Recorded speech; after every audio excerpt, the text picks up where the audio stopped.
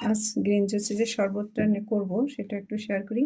এখানে আছে পুদিনা পাতা আমার ছাদ বাগানের, আর এই পালং শাকটা আশরাফ ভাই পাঠিয়েছেন।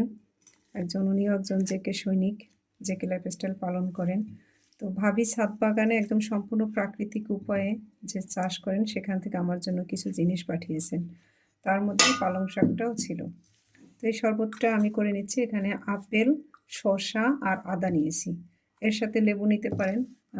তো লেবুর যে দাম, আমি আজ লেবুটা অ্যাভয়েড করছি।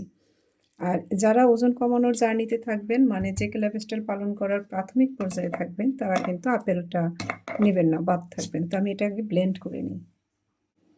এটা ঢেলে নিচ্ছি। কাপড়টা কালো, কারণ এরকম গ্রিন জুস করতে করতে কাপড়টা কালো হয়ে গেছে।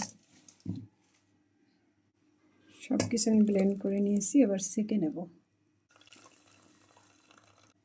শরবতটা রেডি। তো এখন রোজার দিন চলছে, রোজার সময় আপনারা কখন খাবেন এই শরবতটা, এটা ভোর রাতে উঠে ভোরে যখন খাবারটা খান তার আগে এটা খেয়ে নিতে পারেন। তখন অবশ্যই এর সাথে একটু পিঙ্ক সল্ট মিশিয়ে নেবেন, এবং শুধুমাত্র এই শরবতটা খেয়েও আপনারা যারা ওজন কমাতে চান তারা আপেল বাদ দিয়ে শুধুমাত্র এই শরবতটা খেয়েও রোজা রাখতে পারেন। অথবা ইফতারের টাইমে যে রোজা ভেঙে তখনও আপনারা ইচ্ছা করলে এই শরবতটা পান করতে পারেন। এটা দারুণ একটা শরবত, এবং এটা আমাদের পেটের গার্ডকে ভালো রাখতে সাহায্য করে।